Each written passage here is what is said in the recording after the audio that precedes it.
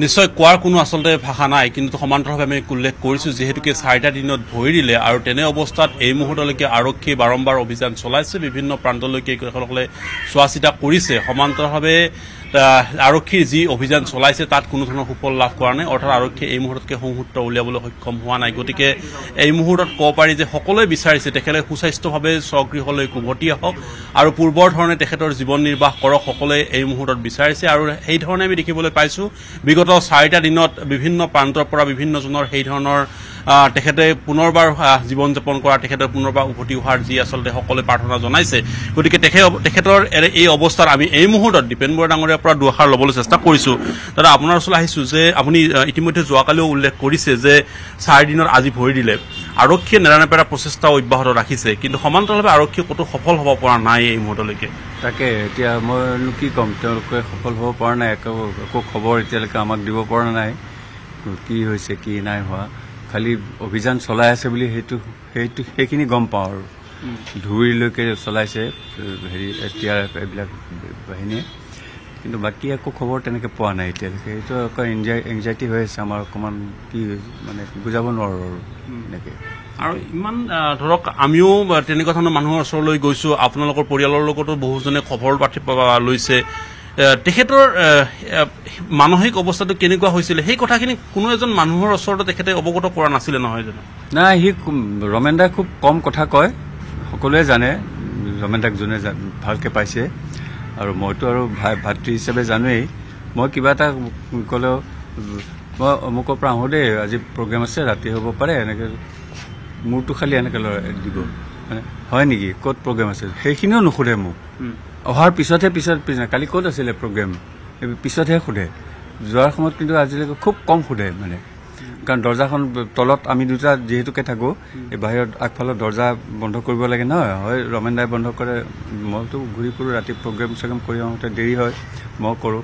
এতিয়া মই আছোনে নাই ঘৰত, মোৰ ৰুমত মই সোমাই থাকিলেও কিবা টিভিয়ে চাই আছোঁ বা কিবা কৰি আছোঁ, তেনেকৈ থাকিলে ৰমেন দাই যেতিয়া দৰ্জা বন্ধ কৰিব ৰাতি, মানে মই আছোনে নাই বুলি ৰুমত নুসুধে, চাব চাৰিওপিনে দৰ্জাখন চাব, টানি চাব, যদি দেখিছে বন্ধ আছে বুলি, তেনেকুৱা ধৰণৰ মানে।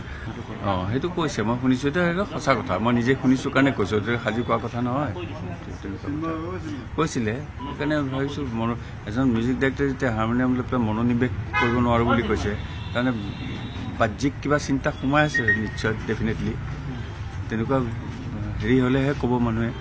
এতিয়া যে মোৰ কিবা মানসিকভাৱে মই কিবা এটা মোক যদি কোনোবা গানৰ কাৰণে বিচাৰি আহে, নহ'ব দিয়া এতিয়া মই গান গাব নোৱাৰিম, মই অকণমান হেৰি হৈ আছোঁ, ভাল লগা নাই কিবা, তেনেকুৱা উত্তৰ দিম মই তেনেকুৱা কথা।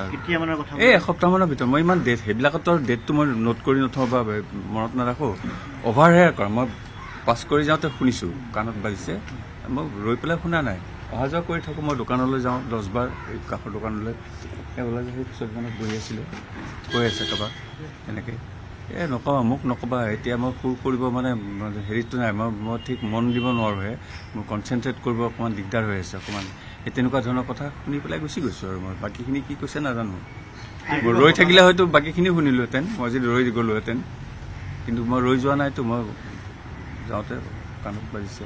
আৰ্থিক কথাবোৰ অলপ আছিলে নেকি? আৰ্থিক তেনেকৈতো নজনাই কাকো, মই ভবা কথা সেইটো, কাৰণ বহুত দিন যেতিয়া কাম কৰা নাই একো, মইতো সিদিনাখনলৈ গান গাই আছোঁ, কিবাকৈ চলি আছোঁ, সেইটো বেলেগ কথা।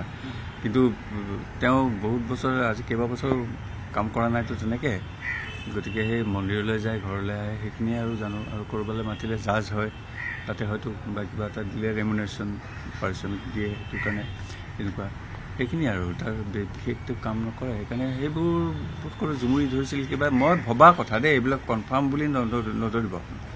মই ভাবিছোঁ তেনেকুৱা কিবা এটা হ'ব পাৰে, মানে ভিতৰত কিবা এটা কি হ'ব। তেখেতে কিবা হতাশাত ভুগি থকা, সেইটো হতাশাটোতো মই ক'ব নোৱাৰোঁ নহয়, সেইটো কাৰণ মই হতাশাত ভুগিলে আপুনি ক'ব নোৱাৰিব নহয়, সেইটো ভিতৰত নিজেই ভাবি থাকোঁ মই হতাশাত ভুগিছোঁ। দীপেন দা বহুত চিন্তা কৰি আছে দেখোন, মই তেতিয়া ক'ম যে নাই কিবা চিন্তা কৰি আছোঁ ৰ'বা, তেনেকৈ সাধাৰণভাৱে তেনেকৈহে ক'মতো, কিন্তু হতাশাটো প্ৰকাশ নকৰোঁ কাৰো আগত। ৰমেন দাও প্ৰকাশ কৰা নাই কাৰো আগত, তেনেকুৱা কথা। পানীৰ কথাটো আপুনি কৈছিলে, কোনোৱেতো পানীতো তেওঁ ঠেলি নিদিয়ে বা সেইটো কোনেও ঠেলি নিদিয়ে, ঠেলা মাৰিতো কোনোৱে নপঠিয়ায়, আৰু পানীলৈ তেনেকৈ বোধকৈ যোৱা মই ভাবোঁ পানীলৈ যোৱা নাই।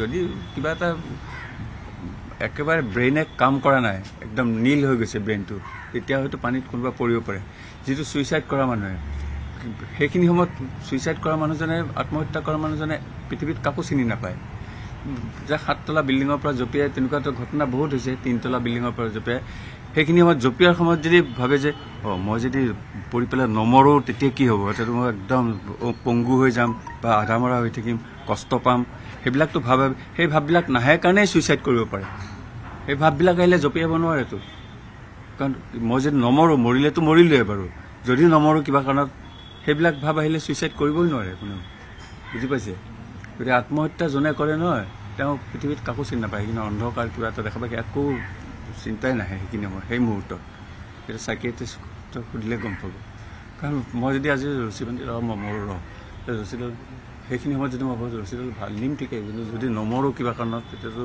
লাজ পাম মানুহে ধৰিব কিবা সেই ভাববিলাক নাহে সেইটো মুহূৰ্তত কাকো চিনি নাপায় পৃথিৱীত কোনেও আত্মহত্যা কৰা মানুহজনে যদি তেনেকুৱা কিবা এটা হৈছে ৰমেন দাই মই নাজানো যদি পানীত ডুবিবলগীয়া হৈছে যদি